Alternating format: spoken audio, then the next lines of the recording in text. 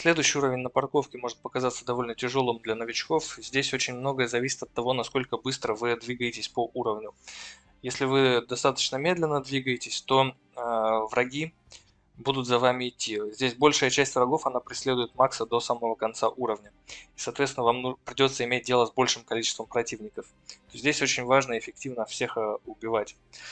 Ну, я буду показывать наиболее быстрый вариант, то есть без особых приостановок. Но, конечно, если вам тяжело, то можете использовать больше буллет-тайма в каких-то местах, больше кувырков и так далее.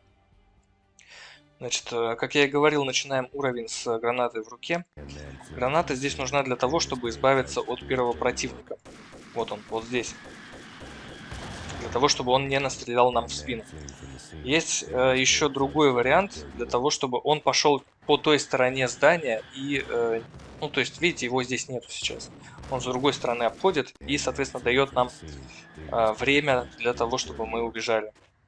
То есть для того, чтобы этот паттерн активировать, нужно буквально там какую-то долю секунды потупить на месте. То есть это альтернатива киданию гранаты, но это чуть медленнее. Я обычно кидаю гранату здесь. Переключаюсь на лучшее оружие и стараюсь целиться в хед вот этим двум дробовикам. Переключаемся на высокий FPS. Вот эти наклонные плоскости, по которым должны ехать машины на парковку, это как бы аналог лестницы. То есть по ним можно точно так же скользить побыстрее на высоком FPS. То есть каждый раз, когда мы входим вот на эти плоскости, мы включаем Unlim FPS для более быстрого скольжения. Перезаряжаемся, сейвимся. Ну из-за того, что я манипулировал паузой, у меня теперь враг не в том месте. Вот он теперь выходит. Первым убиваем врага с беретой, и вторым убиваем врага с инграмом. Стараемся идти вот по стеночке. После того, как враг с инграмом упал, переключаемся обратно на 100 FPS для того, чтобы залутать второй инграм. Целимся в голову опять же. Здесь на коробке Painkiller. Здесь убиваем вот этих двух врагов и вот этого тоже. Значит, вот здесь давайте я вам покажу. На этом уровне довольно много дестриггеров, которые сделаны для того, чтобы Макс не опережал фургон. Вот видите, я сейчас стою возле вот этой вот машины, то есть не заходя за пределы этой машины. Если я пройду чуть вперед, то Макс мгновенно умрет. Нужно подождать, пока вот эта машина, ну она взлетает, вы могли заметить, приземляется на все 4 колеса, и после этого нужно подождать еще где-то, ну, секунду, может быть, полторы. Значит, давайте я триггеры пока что офну. Сейвимся, переключаемся на гранату. Так, подождите. Кидаем гранату вот сюда и сразу же переключаемся на лучшее оружие. Убиваем вот этого, этот умирает от гранаты. Здесь обязательно лутаем патроны на инграм. Ну вот здесь еще на коробках вы можете видеть впереди патроны на кольт и одна граната лежат. Если вам они требуются, то можете в принципе их подобрать, но это не обязательно. Переключаемся на снайперку и соскальзываем с этой коробки и стараемся убить шотганнера. Здесь немножко нам мешает тряска камеры. Так, вот этого убиваем. И вот смотрите, вот этот враг кидает гранату. Мы должны спрятаться от этой гранаты за вот этой колонной.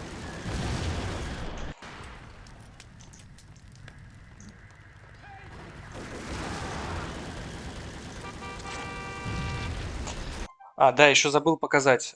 Если у вас все плохо со здоровьем, то вот здесь, на вот первом этаже, на который мы спустились, есть аптечка с 4 хилками.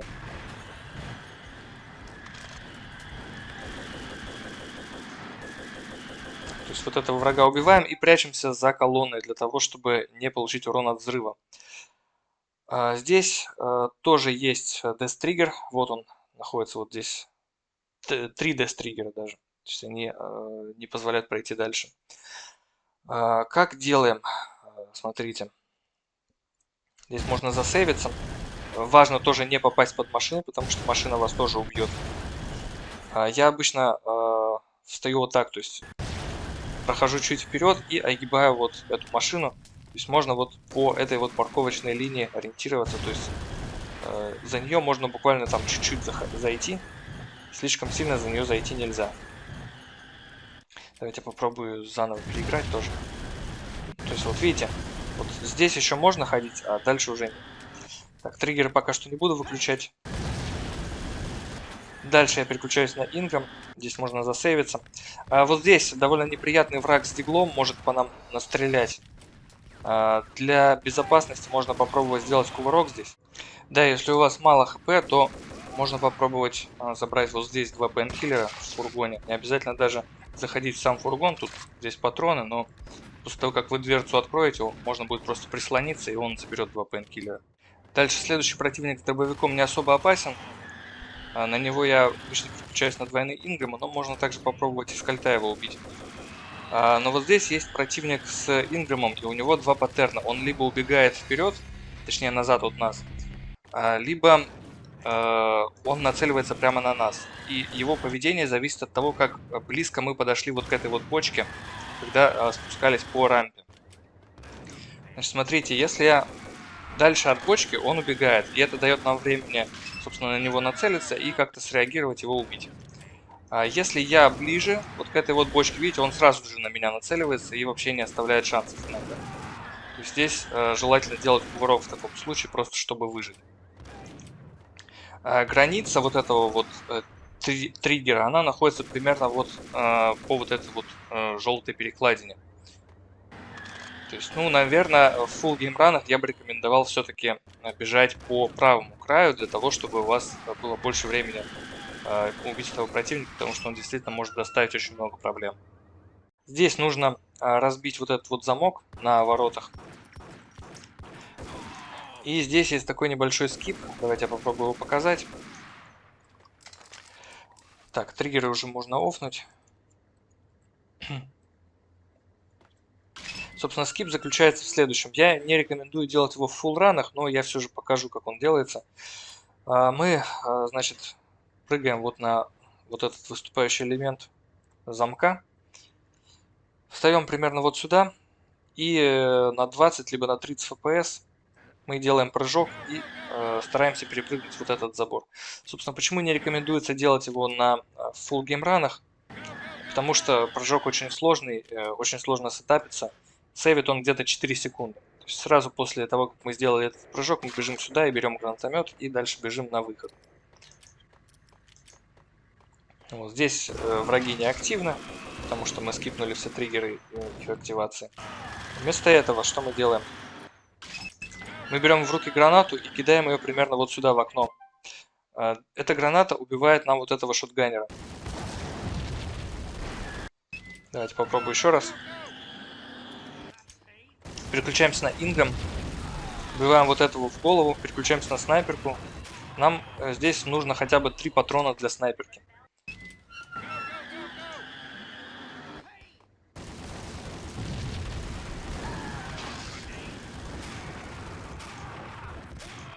Значит, если мы противника с дробовиком не убили гранатой, то в этот момент он будет находиться где-то здесь. Нужно быть готовым к тому, что мы его не убили. Вот здесь находятся аптечки с 4 хилками, можно их подобрать. К этому моменту у нас уже довольно мало патронов на кольт, и вот они здесь находятся, то есть их желательно подобрать. Здесь выходит вот этот враг, желательно убить его до того, как он кинет гранату, потому что граната может нанести нам много урона. Здесь обязательно берем гранатомет, сейвимся и стреляем из гранатомета примерно вот сюда, для того, чтобы убить 2 противников. Если одного противника с Инграмом мы не добиваем, то переключаемся на лучшее оружие на кольт и добиваем его вручную. Еще есть альтернативная страта, вот здесь можно перепрыгнуть вот сюда, залутать несколько сотен патронов на Инграм. Бежим вот сюда, этого убиваем и не проходим вот в этот триггер. Перепрыгиваем через фургон. И вот здесь вот можно вот так вот альтернативно пройти. То есть большое количество врагов здесь будет неактивно. Здесь нужно делать все достаточно быстро, как я и говорил. Так, лутаем также с них Инграма. Здесь также Unlim FPS. Стараемся целиться в голову. И здесь стараемся вот так вот по стеночке идти, чтобы по нам не попали. Можно включить еще Unlim FPS. Да, для того, чтобы была еще меньше вероятность того, что по нам попадут. Здесь последний этаж. Мы стреляем из гранатомета вот в этого кувыркающегося мужика. и добиваем врагов с кольта. После того, как мы убили здесь 3 противников, вот здесь между этими колоннами находится граница триггера, которая включает такую сценку с аварией. Значит, нам нужно идти вот туда, к телефонам-автоматам, здесь подбираем пейнкиллер, и дальше я обычно кидаю гранату вот где-то в это место, то есть между машиной и колонной, то есть в пол. И сразу отходим к телефону-автомату.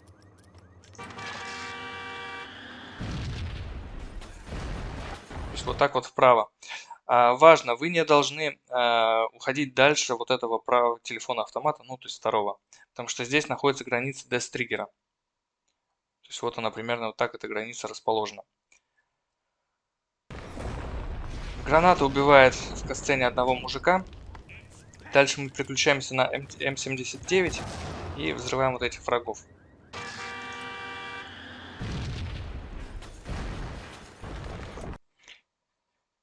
Не следует переключаться на М79 до катсцены, потому что это чревато тем, что вы можете словить баг. Собственно, в чем заключается баг? Вот смотрите, если вы словите прям определенный тайминг, когда вы переключаетесь, то обратите внимание на правый нижний угол. То есть у меня не 7+1, а 8 показывает снарядов из гранатомета. То есть это баг именно с селектом оружия связан. Вот, но если я перезагружусь, то уже все нормально будет. Этот баг не только визуальный, когда я нажму кнопку стрельбы, вот сейчас вы можете обратить внимание. У меня Макс вместо того, чтобы выстрелить, как бы был слышен вот этот щелчок, который как бы подтверждает селект оружия. То есть, во-первых, у вас стрельба не будет правильно работать, у вас первый выстрел не будет работать. Во-вторых, после того, как вам потребуется сменить оружие, видите, он сразу сменил оружие. Я только открыл, значит, интерфейс оружия, он у меня сразу достает новое. То есть это может вам руинить этот баг. Короче говоря, желательно, наверное, новичкам переключаться на гранатомет уже после катсцены. Сейвимся и стреляем примерно вот сюда. В идеале мы должны убить 2 противников. Одного с ингамами и второго с джекхаммером. Ну, здесь, в принципе, видно, как трупы летят. Да, вот сейчас я убил 2. То есть нужно буквально там долю секунды подождать, стоя на углу вот этого фургона. И тогда вы гарантированно убьете обоих. Переключаемся на одинарный ингам. В кувырке добираем оба ингама. Здесь зависит от того, вот вы можете подобрать 2 джекхаммера, либо не подобрать.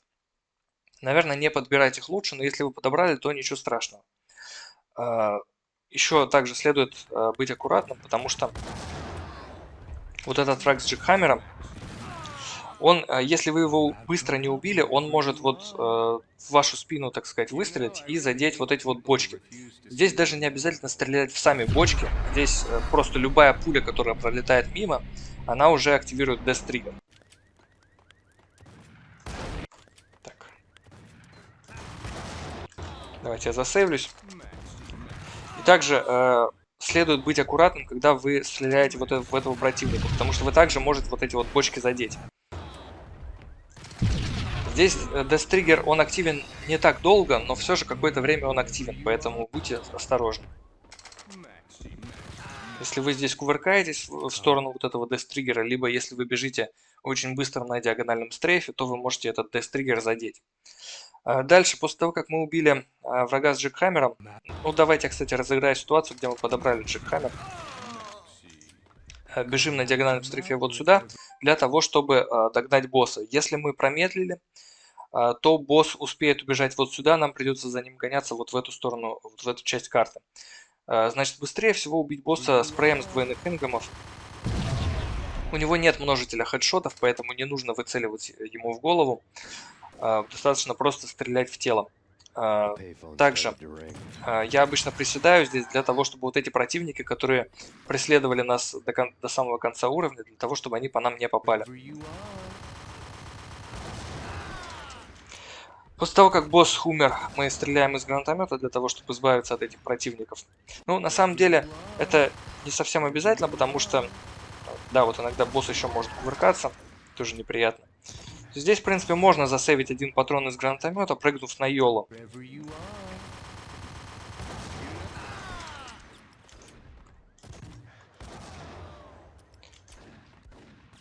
И после того, как мы убили босса, активируется небольшой таймер, и после этого зазвонит вот этот правый телефон-автомат.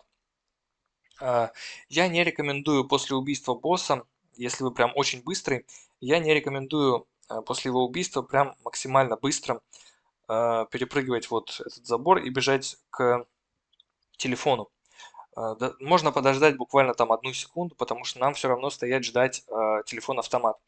Для чего мы ждем? Для того, чтобы вот этот противник с джекхаммером, для того, чтобы не дать ему достаточно времени, чтобы он подбежал вот сюда и начал стрелять в нас из джекхаммера. The payphone started to ring.